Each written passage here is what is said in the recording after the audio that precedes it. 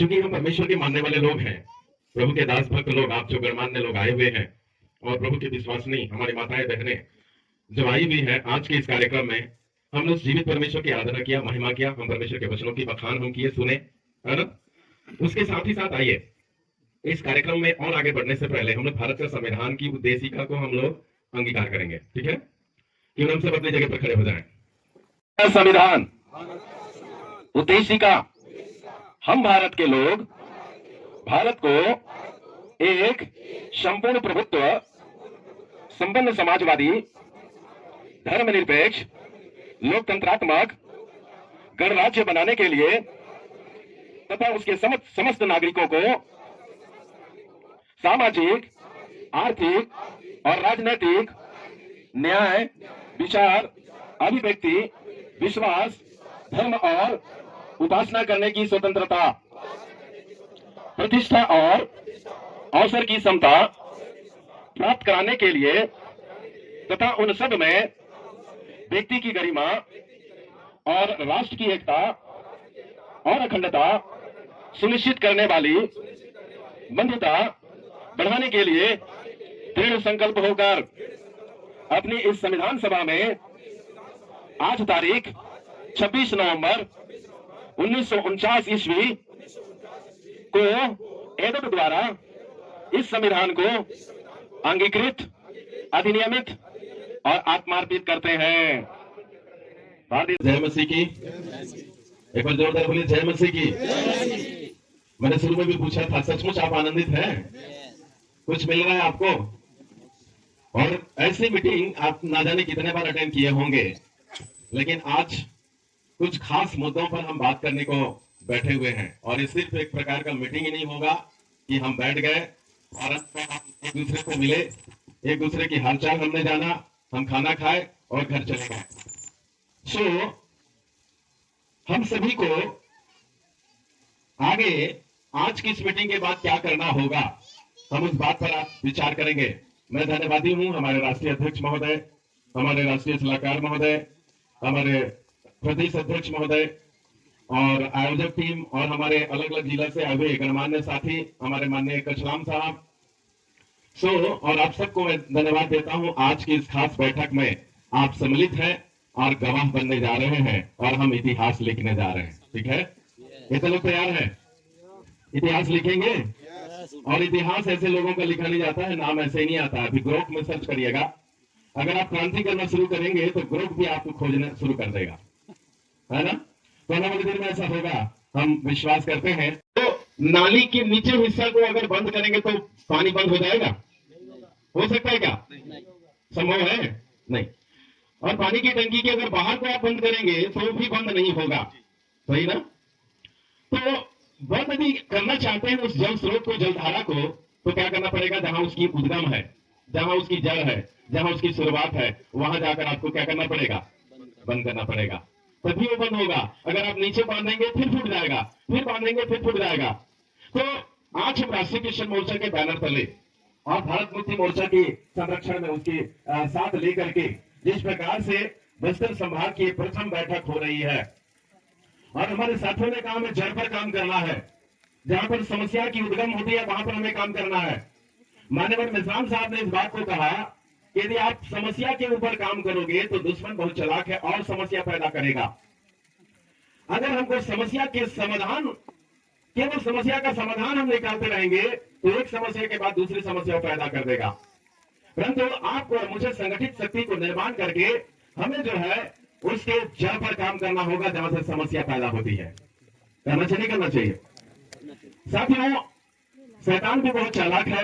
अभी हमने बाइबल के अनुसार हमारा दुश्मन मेनली अगर देखा जाए तो शत्रु शैतान है ना। और पतरस की पत्री में आया है कि शैतान इस खोज में रहता है कि आप किसको फाड़ खाए, और वो फाड़ने वाले शेर के समान खोजता है। किसी भी विश्वासी या पास्टर के पास शत्रु शैतान शेर के जैसे आया क्या? नहीं आया, लेकिन किसी न किसी रूप में वो आता है। तो उसकी पहचान करना ये हमारी जिम्मेदारी है, पहचान करके उसके साथ वैसे ही व्यवहार करना ये हमारी जिम्मेदारी है। हम लड़ाई तो लड़ रहे हैं, पर किस धारा पे हम जाकर लड़ रहे हैं, किस उद्देश्य के साथ हम उस लड़ाई को हम अंजाम दे रहे हैं, इस बात को हमें जानना होगा। नहीं तो हम लड़ते रहेंगे, भिड़ते रहेंगे, परिणाम कुछ आएगा नहीं। आंदोलन की कमी नहीं है, संगठन की कमी नहीं है। आपको बता दें पूरे भारतवर्ष में क्रिश्चियन धार्मिक संगठनों की कमी नहीं है, लेकिन हम किस तरीके से हम लड़ाई कर रहे हैं? क्या हम अपने दुश्मन का निर्धारण कर पा रहे हैं? निर्धारित दुश्मन की लड़ाई पहचान हम कर पा रहे हैं? और क्या हमारी लड़ाई निर्धारित दिशा में चल रही? क्या आपको और मुझे विचार करने की आज आवश्यकता है। आज का यह संभाग स्तरीय बैठक सिर्फ बैठक नहीं होगा और सिर्फ सुनने और समझने की बात नहीं होगी और समझ करके घर में जाकर बैठने की बात नहीं होगी, परंतु हमें एक्शन मोड में आना पड़ेगा। कौन सा मोड में आना पड़ेगा? Action mode. आपको एक्शन लेना पड़ेगा। जैसे कोई मामला हो जाता है तो उस पर एक्शन लिया जाता है ना, होता नहीं होता? तो जब हमारे साथ कोई मामला हो रही है और उस पर हम एक्शन नहीं ले रहे, हम चुप बैठे हुए हैं, या हमको बोलना नहीं आ रहा है, उस मुद्दे पर पहल करना नहीं आ रहा है, तो समाधान मिलेगा नहीं। मैं कचराम साहब को देख करके मुझे महसूस हो रहा था, जब उनकी मैं बातों को सुन रहा था तो मुझे लग रहा था कि दूसरा रूप नारायण का बस्तर से पैदा हो गया है। तालियां होनी चाहिए। और ऐसे लोगों की जरूरत है और बहुत सारे जवान साथी हैं। आप इस प्रकार की जिम्मेदारी को निभा सकते हैं। मैं एक जवान को वहां पर अभी मोबाइल देख रहे थे, मैं उनसे बड़ी विनम्रता से मैंने उनसे निवेदन किया कि मोबाइल देखने के लिए जीवन भर आपके पास समय है, लेकिन आज थोड़ा देर बैठ के जरूर सुनो, क्योंकि आपके जैसे नौजवानों की हमें जरूरत है, समाज को जरूरत है, सही कि नहीं? तो हमें एक्शन मोड में आना पड़ेगा और हाथ पे हाथ धर के हम बैठे रहेंगे, समाधान कभी नहीं निकलेगा। और हमें सवाल भी पूछना पड़ेगा, चाहे सामने वाला कितना बड़ा अधिकारी क्यों ना हो, वो हमारे विरुद्ध में अगर कोई कार्रवाई कर रहा है तो हमें सवाल पूछना हमारी जिम्मेदारी बनती है।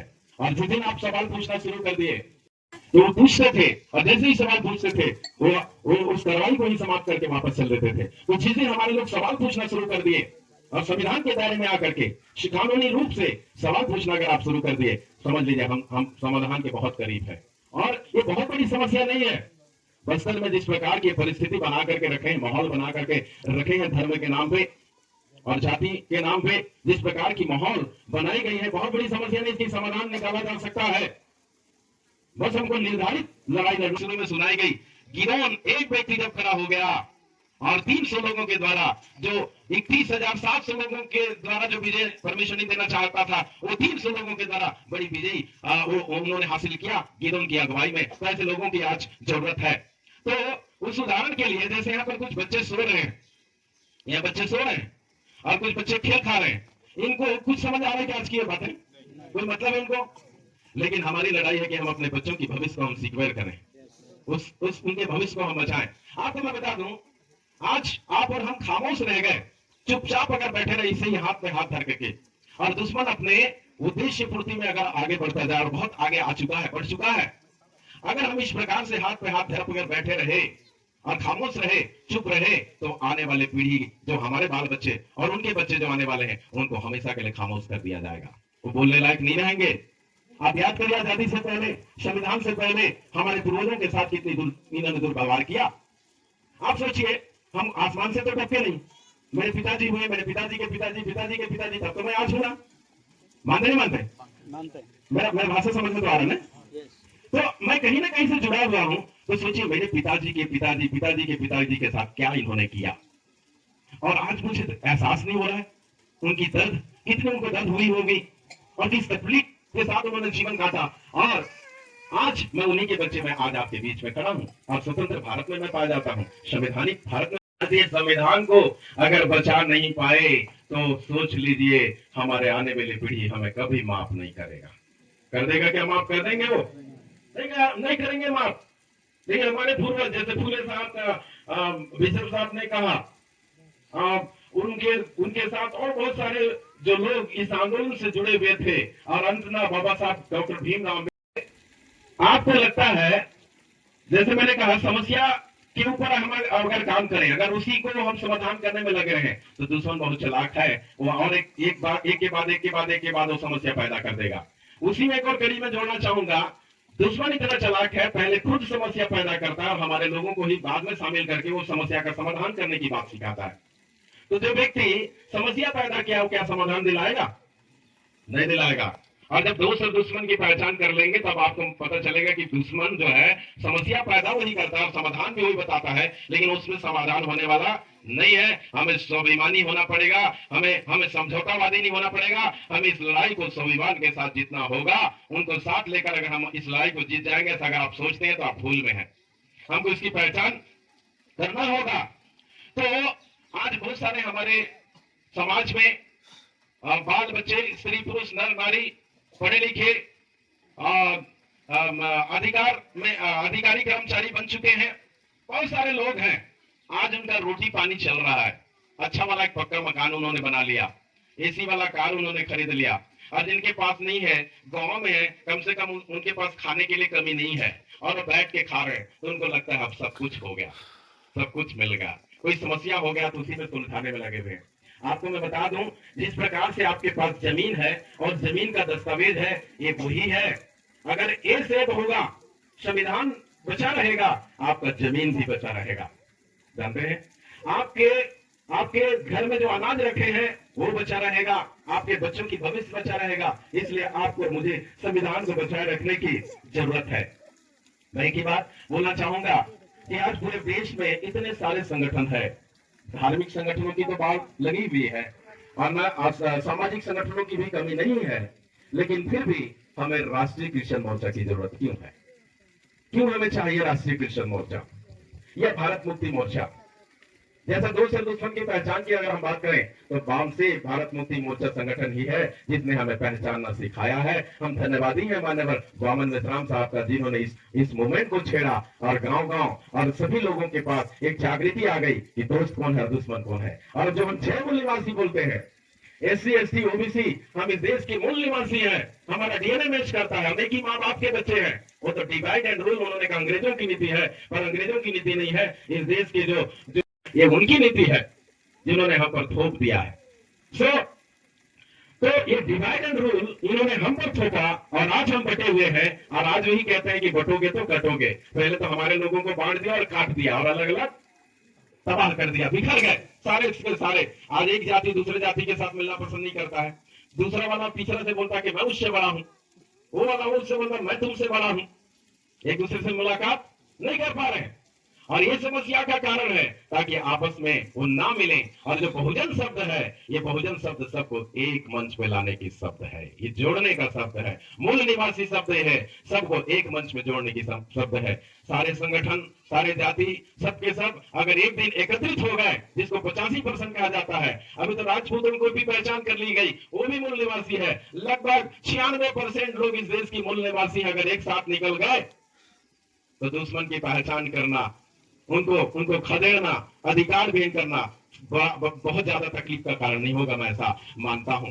और बहुत जल्दी किया जा सकता है, हमारी समस्या की समाधान बहुत जल्द हो सकता है, बशर्ते हम कितना जागरूक हैं, समाज को कितना जगा पा रहे हैं, उनके पास हम इन बातों को कैसे हम रख पा रहे हैं, हमें जानने की जरूरत है। तो इतने सारे संगठन है, फिर भी हमें राष्ट्रीय क्रिश्चियन मोर्चा की या भारत मुक्ति मोर्चा की जरूरत क्यों है? अगर इस देश में अगर आप अवलोकन करें, जबकि इन दिनों सोशल मीडिया का जमाना है, मुख्य मीडिया तो हमारी खबर छापती नहीं है, लेकिन सोशल मीडिया में कम से कम जब आई है तो हमें असली जानकारी हमें प्राप्त हो जाती है। तो अगर दुश्मन को किसी भी संगठन से अगर दर्द है, तकलीफ है, उससे मिर्ची लगती है, उसे दर्द आती है, तो है भारत मुक्ति मोर्चा और राष्ट्रीय क्रिश्चियन मोर्चा। आपको बता, बाकी किसी भी संगठन से उसको ज्यादा तकलीफ होने वाला नहीं है। हमारे लोगों को शायद मालूम नहीं है, आज हम यहाँ पर है, IB वालों को पता है, लेकिन हमारे लोगों को पता नहीं है। आज यहाँ पर बैठक हो रही है, उनको मालूम है, अरे क्या क्या करने वाले उनको ये भी मालूम है, लेकिन हमारे लोगों को मालूम नहीं है। तो ये संगठन की बहुत बड़ी ताकत है। मालूम है, भारत मुक्ति मोर्चा जो रोड़ी की तरह अड़ा हुआ है, नहीं तो 2025 में ही इस देश को जिस राष्ट्र की वो कल्पना कर रहे हैं उस राष्ट्र में तब्दील कर देते, क्योंकि वो RSS का 100 वर्ष था, 100 वर्ष की जुबली मनाते और इस देश को हिंदू राष्ट्र घोषित कर देते। लेकिन ये वामसे पर भारत मुक्ति मोर्चा अड़ा हुआ है और वो उन्हें भी डर है, अगर हमने कुछ ऐसा काम किया तो ये इतनी आसान तो है नहीं। बस राम साहब जैसे जो पहाड़ के जैसे लीडर है और उन्होंने इस पहाड़ जैसे संगठन को पूरे देश भर में स्टैब्लिश किया है और इतने बड़े संगठन के हम हिस्सा है राष्ट्रीय क्रिश्चियन मोर्चा के रूप में, तो ये हमारे लिए सौभाग्य का विषय है। और इन संगठनों की संरक्षण और भारतीय संविधान की संरक्षण के कारण से हम अपने जीवित परमेश्वर की हम आराधना करते हैं। आमीन। अब हम जिंदा परमेश्वर के आराधक हैं, हम उसकी महिमा करने वाले लोग हैं, और एरे गेरे लोग हमको डरा देते हैं और हम डर जाते हैं। ऐसा होना चाहिए क्या? नहीं होना चाहिए। जैसे हमारे पास बाइबल की अधिकार है, बाइबल के वचनों की हमारे पास ज्ञान है, उसी प्रकार से बाइबल की संविधान की ज्ञान होने की जरूरत है, उसको अधिकार में लेने की जरूरत है। और जिस दिन आप बोलना शुरू कर देंगे, ऑटोमेटिक समस्याओं का समाधान हो जाएगा, ऐसा हम विश्वास करते हैं। सो कहूंगा कि राष्ट्रीय क्रिश्चियन मोर्चा के परिचय के रूप में ये लगभग 2016 में मान्यवर बामन राम साहब के द्वारा एक विंग्स की तरह इसको तैयार किया गया। और उस समय हम लोग भी संगठन से उतनी परिचित नहीं थे, लेकिन कुछ राज्यों में क्रिश्चियन साथी जो संगठन के साथ जुड़े थे उनके साथ इन्होंने शुरू किया था। उस समय उतना प्रभाव नहीं दिखाया, लेकिन उसके साथ ही साथ हम जो सरगुजा संभाग से आते हैं, हमारे साथी सरगुजा संभाग में भी हमने एक संगठन बनाया, पास्टर संगठन सरगुजा संभाग। और हमने सोचा कि हम उस संगठन के द्वारा हम विजयी हो जाएंगे, हम लड़ाई जीत लेंगे, हम दुश्मनों को हरा देंगे। हमको बहुत आशा थी, लेकिन हमको बहुत बाद में समझ में आया कि सिर्फ धार्मिक संगठन बना करके बैठे रहने से हमको समाधान मिलने वाला नहीं है, क्योंकि दुश्मन बहुत चालाक है। जैसी परिस्थिति बनती है, मान लीजिए मुस्लिम बहुल्य क्षेत्र में अगर उसको कुछ काम करना है तो वो हिंदू मुस्लिम करेगा, या तो ईसाइयों के विरुद्ध में कुछ करना है तो हिंदू ईसाई करेगा। आपके बस्तर से बहुत बड़ा आंदोलन शुरू हुई थी पिछले शायद 1-1.5 साल पहले, जब रायपुर तक आप लोग चले थे यात्रा करते हुए, है ना? शायद कुछ लोग शामिल हुए थे, बाइक रैली। और अच्छा, वो उसका बहुत बड़ा मतलब रैली यहाँ से निकली बस्तर से और रायपुर में जाकर के समाप्त हुई। लेकिन जानते इतनी बड़ी आंदोलन हुई, पर मुख्य मीडिया और दुश्मनों ने उसको मिसगाइड किया और उसको मामला बना दिया हिंदू ईसाई वाला ना लास्ट में। तो हमें सिर्फ ईसाई की पहचान लेकर के या क्रिश्चियनिटी की पहचान लेकर के आगे लड़ना नहीं, हमें SC ST OBC जो देश की मूल निवासी हैं, सबकी हक और अधिकार के साथ जिस प्रकार से भारत मुक्ति मोर्चा के कई सारे घटक संगठन हैं, उसको बनाने का एक ही कारण है कि हम मुस्लिम को भी एक मंच पर लाएं, हम क्रिश्चियन को भी एक मंच पे लाएं, हम राष्ट्रीय गुरु घासीदास सतनाम क्रांति मोर्चे के द्वारा SC के लोगों को हम एक साथ लेकर के आए, राष्ट्रीय आदिवासी एकता परिषद के द्वारा हम आदिवासियों को एक साथ लेकर के आए। ऐसा उन्होंने एक घटक दल हुई और धीरे धीरे जानकारी हुई, हम सब जानने लगे, अपने हक अधिकार को जानने लगे, और अंत में 2021 में राष्ट्रीय क्रिश्चियन मोर्चा का उदय हुआ। एक व्यापक रूप से बना तो पहले से था, लेकिन इतनी प्रभाव में वो भी नहीं आ पाया था। और उसके बारे में हमारे प्रदेश अध्यक्ष महोदय आपको बताएंगे क्या क्या परिणाम आया। लेकिन मैं आज आपको कुछ बातें ये परिचय के रूप में मैं बता रहा था कि हमें अगर जीत हासिल करना है तो राष्ट्रीय क्रिश्चियन मोर्चा, भारत मुक्ति मोर्चा के साथ जुड़ना पड़ेगा, उनके साथ आना पड़ेगा। और हम सिर्फ धार्मिक लड़ाई नहीं लड़ेंगे, परंतु हम सामाजिक लड़ाई लड़ेंगे, और सबकी जीत इसी के द्वारा पक्का होगी, ऐसा मैं विश्वास करता हूं, है ना? और मैंने आपको कहा कि हम एक्शन मोड में आना पड़ेगा। जिस दिन हम एक्शन मोड में आ गए, एक एक्शन मोड का मैं आपको उदाहरण दे रहा हूं। अभी हाल ही अप्रैल 23 अप्रैल की घटना है। 23 अप्रैल की घटना हमारे जिला में नारायणपुर थाना है, वहां पर एक पास्टर जी को अरेस्ट किया गया जिनका नाम विश्वम्बर था। उनको अरेस्ट किया गया और किन्हीं के घर में मिलने गए थे और उन पर आरोप लगाए गए धर्मांतरण और शांति भंग करने का। उनको लेकर आए, थाना में बैठा दिए और रात भर बैठा दिए। हमारे साथियों को पता चला, रूपनारायण रेखा साहब को और सुनील खलखो जी को पता चला सुबह, और तुरंत उन्होंने, किसी की भी समस्या हो जाए तुरंत दौड़ के वो निकल पड़ते हैं। तुरंत वो अपनी गाड़ी दबाए, थाना में गए, उन्होंने एक आवेदन बनाया, अनुच्छेदों को लिया, अनुच्छेद 19, अनुच्छेद 25, 34, ऐसा कुछ अनुच्छेदों को उन्होंने लिया और सीधे उन्होंने TI साहब को आदेश दिया, एक प्रकार का उन्होंने मांग किया कि हम इस लेटर के द्वारा हम अभी की अभी पास्टर का हम रिहाई चाहते हैं। तो जब उसने पढ़ा उस लेटर को, उसका दिमाग गोल हो गया।